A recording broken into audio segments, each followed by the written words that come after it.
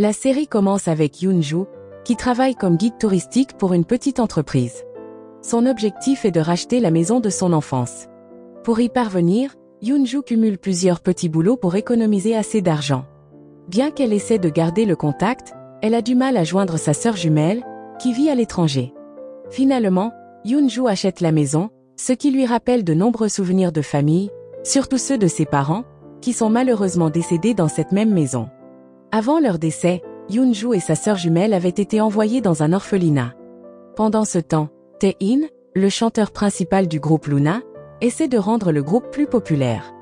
Bien que le groupe ne soit pas célèbre, ils travaillent dur et sortent de nouvelles chansons.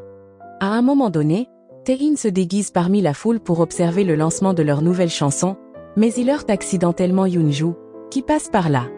Cela pousse Yoon-ju à frapper Tae-in, et dans le chaos, Tae-in s'échappe en enlevant son casque pour éviter d'être reconnu. Après le lancement infructueux de la chanson, le groupe reçoit de mauvaises critiques, ce qui fait chuter sa popularité. En réponse, les membres s'entraînent davantage et travaillent plus dur pour préparer leur prochain concert. Malgré leurs échecs, ils réussissent à tenir un concert et regagnent lentement leur réputation. Cependant, à la fin du concert, Tae-in s'effondre soudainement. Il est emmené à l'hôpital, où le médecin informe Pil-soon, le manager du groupe, que Tae-in a pris beaucoup de somnifères dernièrement, ce qui a causé son état. Pendant ce temps, la jumelle de Yoon-ju, Son-ju, revient enfin en Corée. La première chose que Son-ju fait est de retrouver Yoon-ju. Yoon-ju est heureuse de la voir, mais Son-ju lui demande d'arrêter de la contacter. Elle explique qu'après avoir été adoptée par une famille riche à l'étranger et changé de nom, elle ne considère plus Yoon-ju comme sa sœur. Elle insiste pour que Yoon-ju cesse de la contacter et lui propose même de l'argent pour rester à l'écart. Choquée, Yoon-ju refuse cet argent, disant que tout ce qu'elle veut, c'est retrouver sa sœur. Après avoir réprimandé Son-ju, Yoon-ju s'en va, bouleversé et en larmes.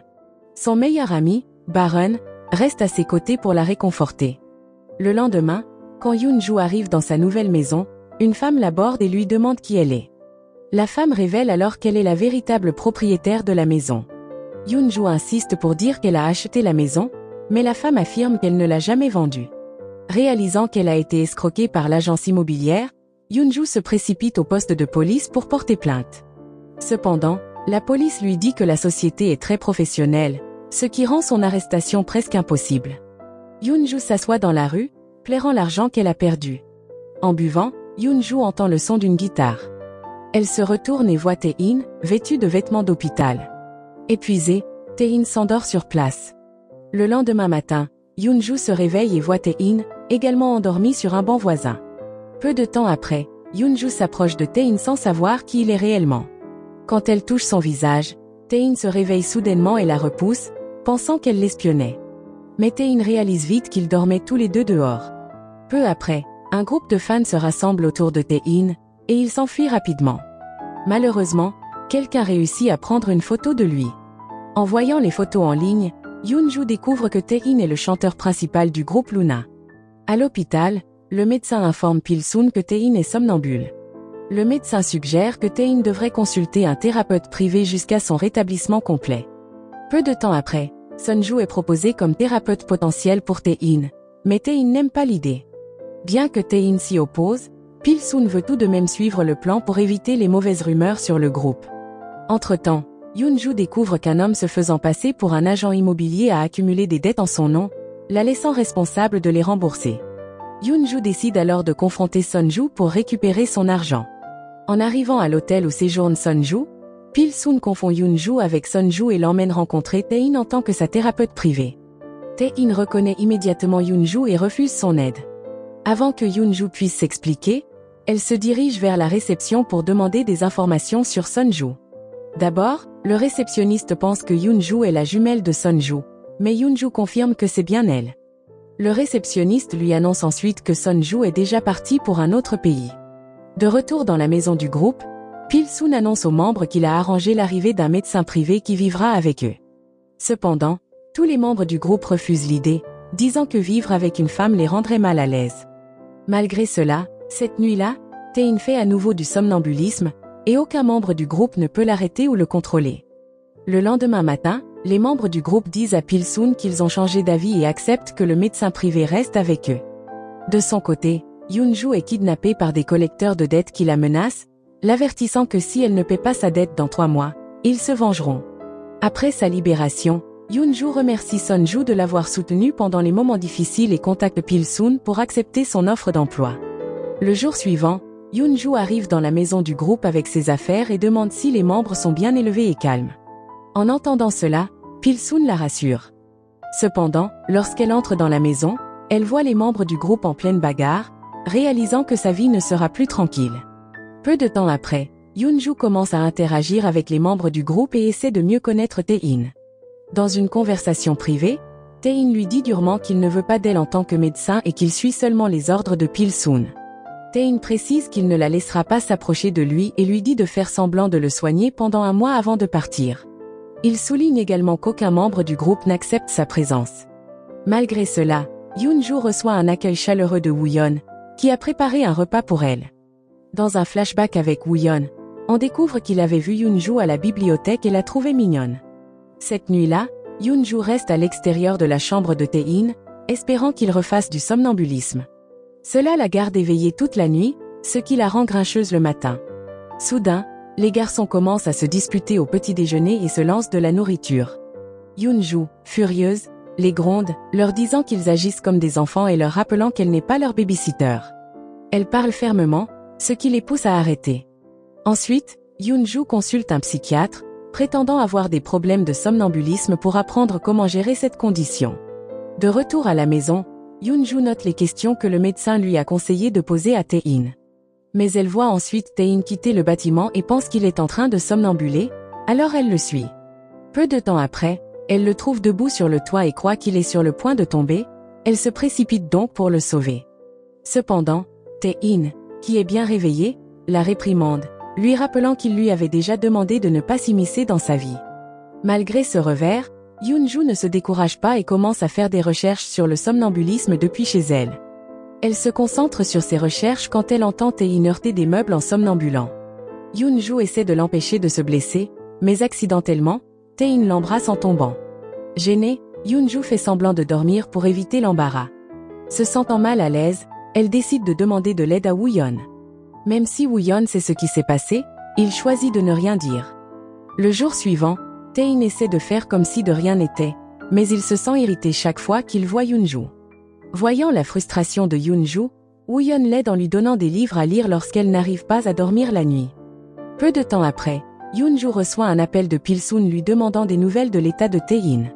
Bien que Yoonju le rassure faussement en disant que tout va bien, Pilsoon révèle qu'il souhaite observer Tae-in en secret.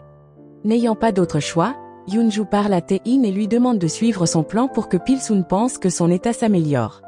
Puis, Yoonju dit à Tae-in que s'il montre des signes de progrès, il aura plus de chances de pouvoir partir. Finalement, Tae-in accepte de coopérer et emmène Yoonju au parc. Là, Tae-in demande à Yoonju de dessiner la première chose qui lui vient à l'esprit. D'abord, elle hésite, mais Tae-in finit par accepter sa demande. Au bout d'un moment, Yoonju s'endort, et Tae-in la regarde, se sentant calme pour la première fois de sa vie. Cependant, ce moment paisible est interrompu lorsque Yoonju éternue soudainement, gâchant accidentellement le dessin de Tae-in. Même si son dessin est abîmé, il quitte le parc, inspiré pour créer une nouvelle chanson. Cette nuit-là, Yoonju s'assoit avec Woo-yeon, essayant de nouer une amitié avec lui car elle se sent isolée et mal acceptée par le groupe. À ce moment-là, Woo-yeon accepte gentiment son geste, l'encourageant à venir le voir si elle a besoin de parler. Quand Woo-yeon part chercher des boissons, Yoonju remarque le retour de Ishin. Elle lui demande où il était, et Ishin lui dit qu'il rencontrait un ami. En voyant du rouge à lèvres sur sa joue, Yoonju le met en garde contre les rumeurs amoureuses et leur impact potentiel sur sa carrière. Là, Ishin promet d'être plus prudent et demande à Yoonju de garder son secret. Le lendemain, Yoonju continue d'aider Tae-in en l'emmenant faire une randonnée pour trouver un peu de paix. À ce moment-là, elle essaie de comprendre la source des problèmes de Tae-in, et celui-ci partage qu'il préfère être seul et créer de la musique plutôt que d'interagir avec les gens. Il révèle aussi qu'il se met la pression pour prouver son talent de chanteur à quelqu'un. Pendant leur conversation, ils entendent 2 filles qui bavardent sur Luna, critiquant Tae-in et louant un autre groupe. Peu après, Yoonju intervient et se dispute avec les filles, répandant une rumeur sur l'autre groupe. Les filles la mettent en garde contre les conséquences légales de répandre de fausses informations, mais Yoonjoo insiste que ce sont elles qui ont commencé les rumeurs, pas elle. Tae-in finit par tirer Yoonjoo hors de cette situation. Quand Tae-in rentre, son père le confronte, lui demandant pourquoi il était là et exprimant son inquiétude à propos des rumeurs qui pourraient se propager à son sujet. Dans un flashback, on découvre que Tae-in garde rancune envers son père, qui le frappait quand il faisait des erreurs en jouant du piano. Le père de Tae-in, un célèbre compositeur de musique classique, était honteux du manque de talent de son fils dans le même domaine. Yoonjoo surprend accidentellement leur conversation, ce qui provoque la colère de Tae-in, qui lui demande durement de partir. Plus tard, Tae-in va s'entraîner avec ses camarades de groupe, mais son jeu de guitare intense lui blesse la main. Peu après, Woo-yeon intervient et encourage Tae-in à rentrer après avoir remarqué sa blessure. À ce moment-là, Yoonjoo essaie de l'aider, mais Tae-in refuse avec colère, lui disant de ne pas se mêler de sa vie.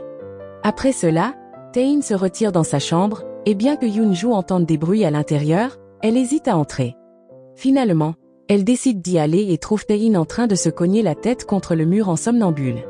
Au début, Tae-in résiste aux tentatives de Yoonjoo pour l'arrêter, mais il finit par se calmer quand elle le rassure en lui disant qu'il n'est pas un échec comme son père le prétend. Tae-in s'effondre en pleurs et s'endort dans les bras de Yoonjoo. À son réveil, Tae-in trouve Yoonjoo à ses côtés et crie de colère pour qu'elle quitte sa chambre. Remarquant des marques sur son cou, il lui demande si elle les a causées, et elle acquiesce. Au lieu de se sentir coupable, Tae-in demande ce qu'elle compte faire à ce sujet. Yoonjoo, choquée, insiste qu'elle ne veut rien de lui et gardera l'incident pour elle. Mais alors, Tae-in avoue qu'il doute de son innocence, expliquant que tout le monde qu'il connaît essaie de profiter de lui. En réponse, Yoonjoo nie l'accusation mais exige des excuses de sa part. Cependant, Tae-in refuse de s'excuser et propose une autre solution à la place. Le lendemain, Yoonjoo élabore un plan pour épuiser Tae-in afin qu'il puisse mieux dormir. Elle décide de rejoindre un cours de taekwondo avec un membre doué nommé Gaon, qui entraîne Tae-in intensément. Impressionné par les compétences de Gaon, Yoonjoo lui demande aussi de l'entraîner, mais il est trop timide pour accepter. Plus tard, Tae-in achète une écharpe pour Yoonjoo afin de l'aider à cacher les marques sur son cou, pour découvrir que Woo-yeon lui en a déjà donné une, ce qui rend Tae-in contrarié. Même s'il ne le montre pas. Le groupe se réunit ensuite pour discuter de la sortie de leur nouvelle chanson. Tard dans la nuit, Tae-in reste éveillé pour travailler dur et créer de la musique. Quand il sort, il trouve Yoonjoo en train de camper dehors. Un peu plus tard, Tae-in lui prépare une boisson et lui demande pourquoi elle travaille autant. Il explique que créer de la musique est difficile et que, n'ayant jamais écouté ses chansons auparavant, Yoonjoo ne comprend pas vraiment ses difficultés. Puis, Yoonjoo se souvient avoir entendu Tae-in jouer de la guitare lors de leur première rencontre et mentionne que sa musique l'avait réconfortée quand elle se sentait triste. Touché par ces mots, Tae-in admet que c'était sa première chanson. Il joue ensuite le même morceau au piano, mais Yoonjoo remarque qu'il sonne différemment de ce qu'elle avait entendu. Bien qu'il essaie de répéter la mélodie, Yoonjoo l'aide à s'en souvenir, et ils chantent ensemble. Le lendemain, le groupe se prépare pour leur concert et monte dans leur van. Bien qu'ils fassent une courte pause en raison du long trajet, ils prennent de la nourriture. Malheureusement, Yoonjoo aperçoit un bus de l'agence immobilière pour laquelle elle travaillait auparavant. Elle se cache rapidement pour éviter d'être vue. Quand ils reprennent leur voyage et arrivent sur la scène pour une répétition avant le concert, Gaon semble un peu nerveux. Quand Woo-yeon lui demande pourquoi, Gaon prétend que c'est juste le trac.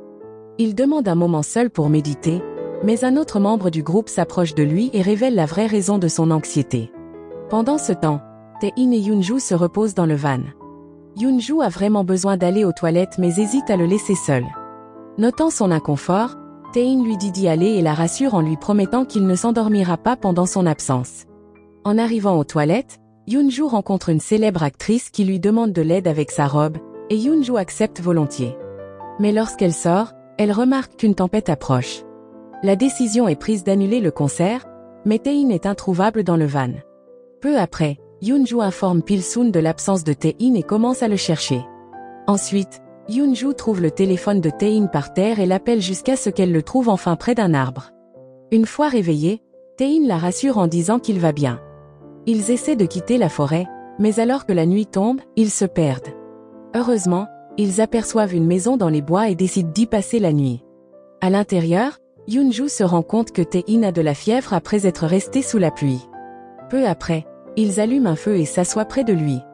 Tae-in remarque l'écharpe autour du cou de Yoonjoo, mais elle explique que c'est un cadeau de Woo-yeon qu'elle chérit beaucoup. Malgré cela, Tae-in prend l'écharpe et ne la rend pas. Quelques instants plus tard, Tae-in remercie Yoon-ju de l'avoir sauvée, mais il s'excuse aussi de l'avoir laissée seule quand elle est allée aux toilettes. En lui rendant son téléphone, il se rend compte qu'il ne fonctionne plus. Tae-in mentionne que beaucoup de ses compositions étaient sur le téléphone, ce qui rend Yoon-ju triste, et elle s'excuse à nouveau. Yoon-ju partage alors qu'elle comprend la douleur de tout perdre. Tae-in lui dit qu'il veut dormir, alors Yoon-ju attache leurs mains ensemble pour être sûr qu'ils ne s'éloignent pas comme avant. Quand Tae-in se réveille et voit Yoon-ju endormi, il se sent inspiré à nouveau. Tae-in pense qu'un appel sur le téléphone de Yoon-ju pourrait être de Pil-soon, venu pour les secourir, mais en décrochant, il découvre qu'il s'agit en réalité d'un créancier mentionnant le vrai nom de Yoon-ju.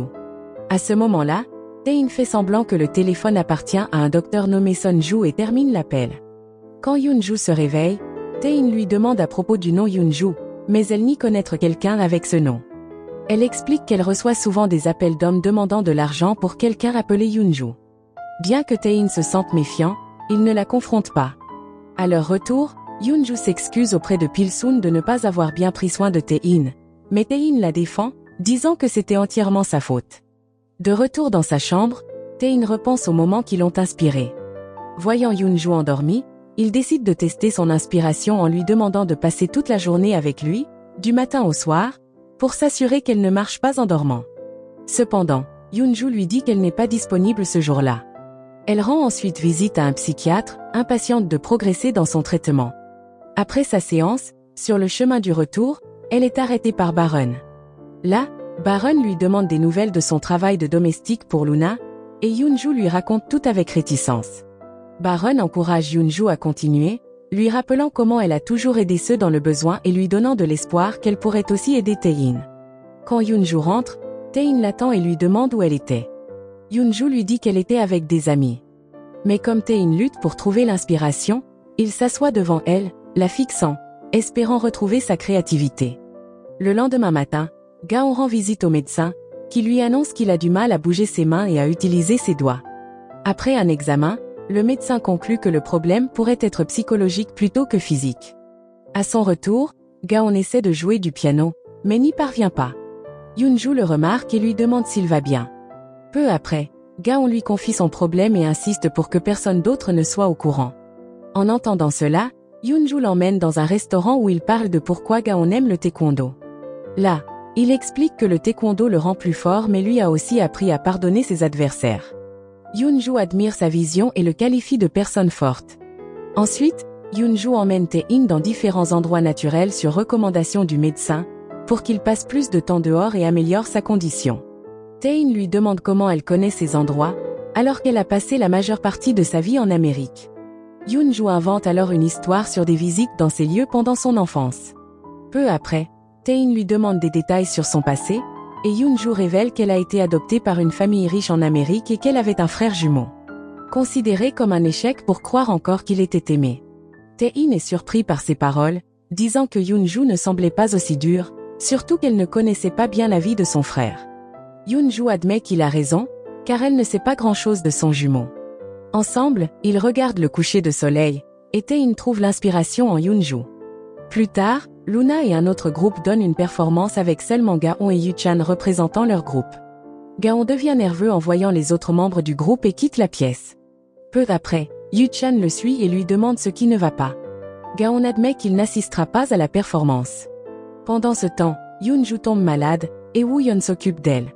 Quand Tae-in apprend cela, il essaie de rendre visite à Yoon-ju, mais Woo-yeon l'en empêche, expliquant qu'elle est tombée malade parce qu'elle a dormi dehors devant sa chambre. Cependant, quand Tae-in entend Yoon-ju éternuer, il ne peut s'empêcher d'aller la voir, ce qui la rend heureuse. De son côté, Gaon et Yu-chan rentrent chez eux, le cœur lourd. Gaon surprend tout le monde en annonçant sa décision de quitter le groupe. Woo-yeon essaie de comprendre les raisons du choix de Gaon, mais Gaon se contente de dire qu'il ne veut pas que le groupe souffre à cause de lui. Peu après, Tae-in intervient et dit à Gaon qu'il est libre de partir si c'est ce qu'il souhaite. Alors que Gaon s'apprête à sortir, Yoon-ju le suit, essayant de l'empêcher de partir, mais Gaon refuse et suggère que Yoon-ju prenne soin de Tae-in à la place.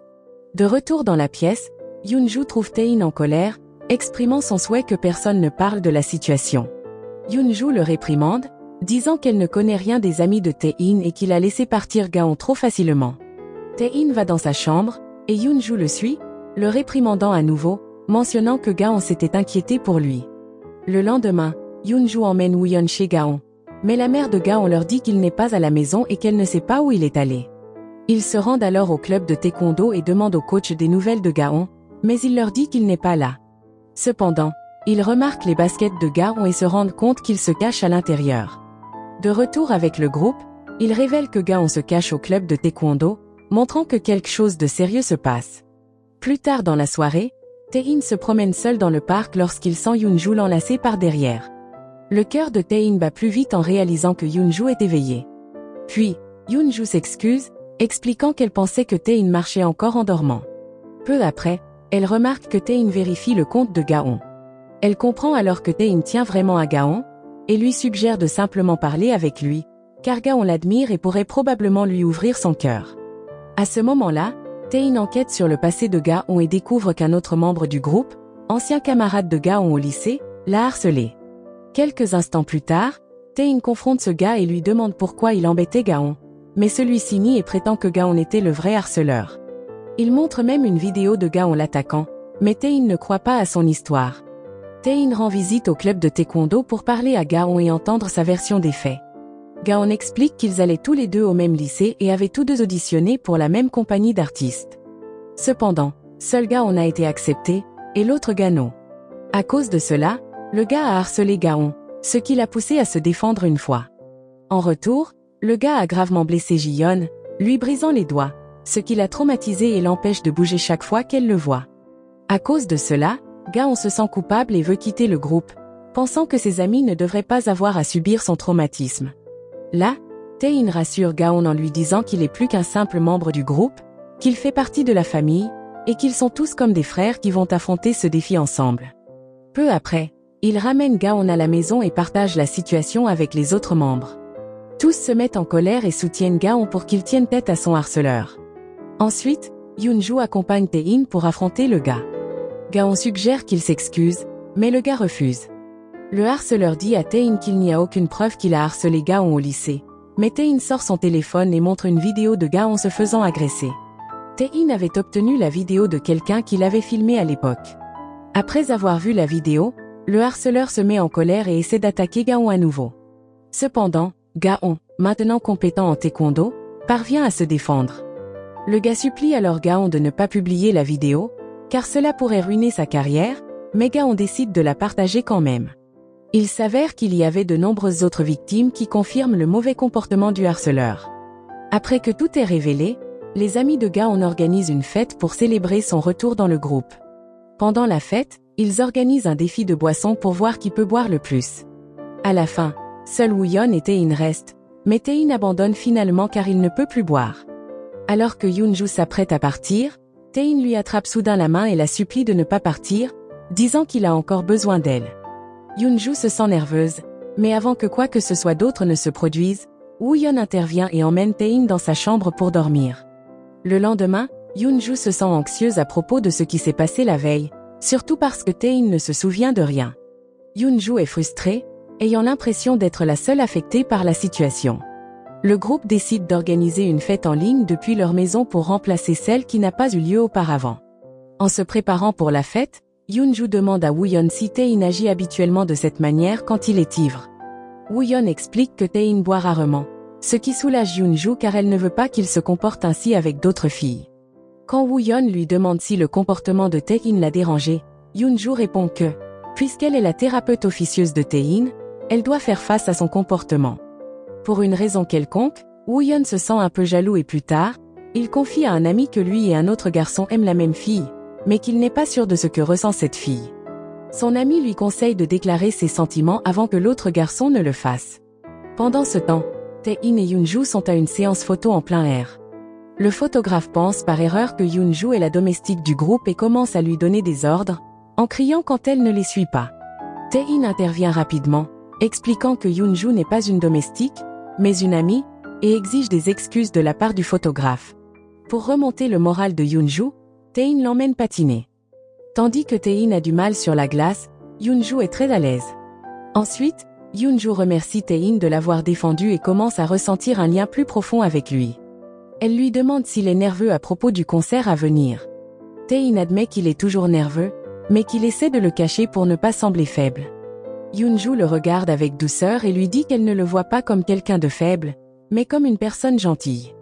En entendant cela, Tae-in se sent mal à l'aise et dit à Yoonju d'aller se reposer. Le lendemain matin, ils se disent au revoir, car Yoonju doit partir discrètement pour une séance photo du concert.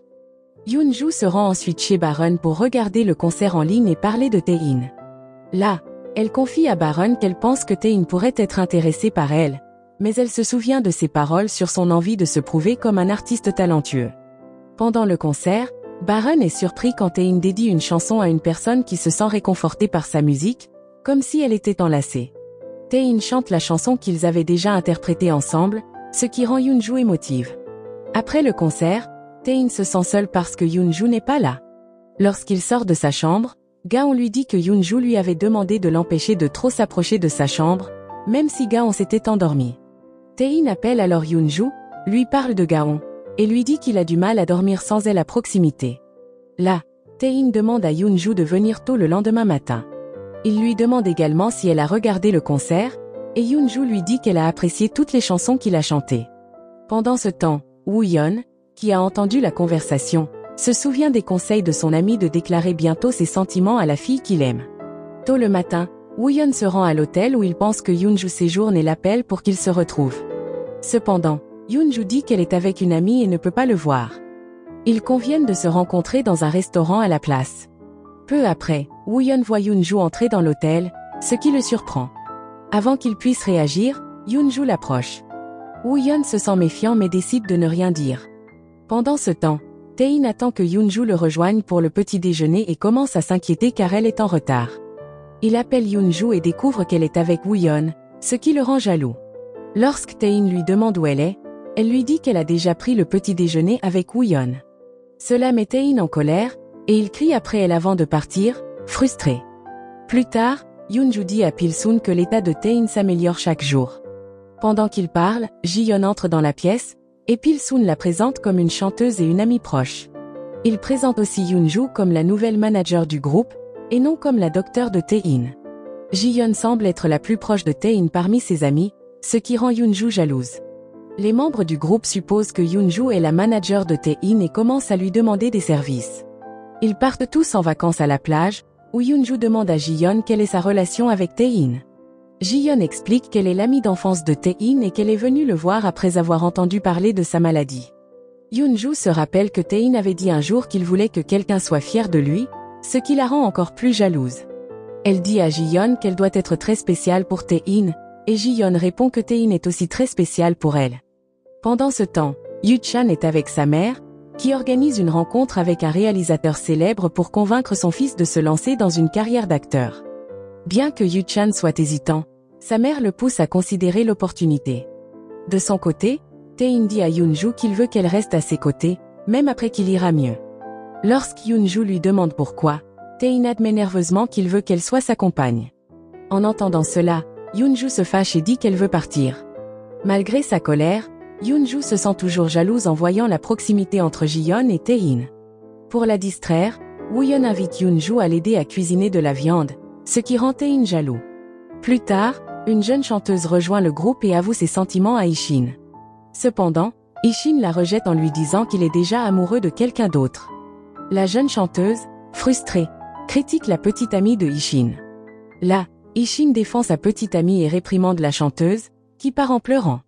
Pendant ce temps, Tae-in est avec Ji-yeon, qui lui demande s'il aime Yoonju. Tae-in nie nerveusement, disant que Yoonju est juste une docteure payée et qu'elle n'est pas son type. Malheureusement, Yoonju entend cette conversation et part, blessé. Ji-yeon confronte alors Tae-in sur son mensonge, mais Tae-in insiste qu'ils ne peuvent pas être ensemble. Ji-yeon suggère que Tae-in soit honnête au sujet de ses sentiments pour Yoonju, et ces mots commencent à influencer Tae-in.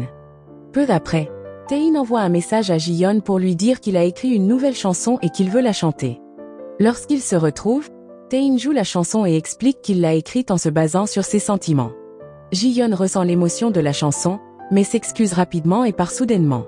Le lendemain, Tae-in lui demande pourquoi elle est partie si vite, pensant qu'ils sont maintenant en couple. Cependant, Ji-yeon le nie, expliquant qu'elle va bientôt partir en voyage. Tae-in insiste pour dire que ce n'est pas une raison suffisante. De son côté, Yoon-ju appelle Ji-yeon et lui dit qu'elle n'est pas le type de Tae-in. Ji-yeon répond, agacé, que Tae-in n'est pas non plus son type.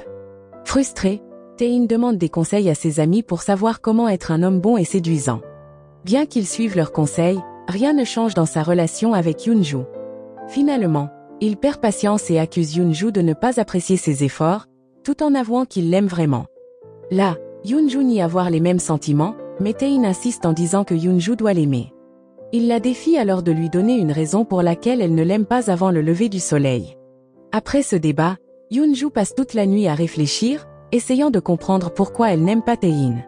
Elle se rappelle de toutes les mauvaises expériences qu'elle a eues avec lui, mais hésite à les partager comme raison. Quand Tae-in lit accidentellement ce que Yoon-ju a écrit, il se met en colère en réalisant qu'elle ne l'aime vraiment pas.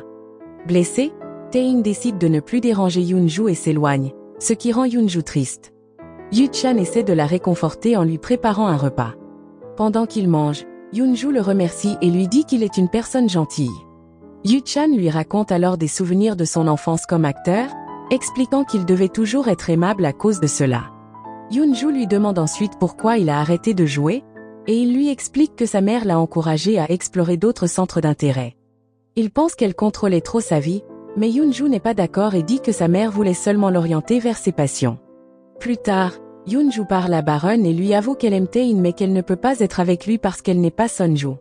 Bareun conseille à Yoon-ju de dire la vérité à Tae-in, pensant qu'il lui pardonnera, mais Yoon-ju refuse. Woo-yeon, qui entend leur conversation, rencontre ensuite Bareun après le départ de Yoon-ju. Il demande si Yoon-ju est vraiment Sunju ou Yoon-ju. Grâce à Bareun, Woo-yeon apprend que Yoon-ju a dû se faire passer pour sa sœur jumelle, Sunju, à cause d'un événement tragique. Plus tard, Yoon-ju supplie Woo-yeon de ne révéler la vérité à personne. Woo-yeon accepte, mais lui fait promettre de ne le dire à personne d'autre non plus. Peu après, Woo-yeon parle à un ami de ses sentiments pour une fille qui aime un autre garçon mais cache un grand secret. Son ami lui conseille de révéler son secret au garçon qu'elle aime s'il tient vraiment à elle. Pendant ce temps, Yoo-chan décide de rester dans son groupe et de ne pas poursuivre une carrière d'acteur, même si sa mère continue de le pousser dans cette direction. Il demande à un réalisateur qu'il connaît de respecter sa décision et de cesser de rencontrer sa mère. De son côté, Tae-in commence à se sentir mal à l'aise autour de Yoon-ju et choisit de l'éviter, ce qui rend Yoon-ju triste. À ce moment-là, Woo-yeon tente de réconforter Yoon-ju, lui rappelant qu'ils sont amis et l'encourageant à partager ses problèmes avec lui. Pendant ce temps, Sunju fête son anniversaire avec une amie. Son amie suggère que, puisqu'elles sont jumelles, ce devrait aussi être considéré comme l'anniversaire de Yoon-ju. Cela pousse Sunju à regretter son comportement envers sa sœur. Peu après, Yoo-chan voit Ishin avec sa petite amie et engage une conversation avec lui. Yoo-chan suggère que Ishin devrait mettre fin à sa relation avec cette femme plus âgée et divorcée, car cela pourrait nuire à leur groupe. Cependant, Ishin se moque de l'opinion des autres et déclare son amour pour sa petite amie.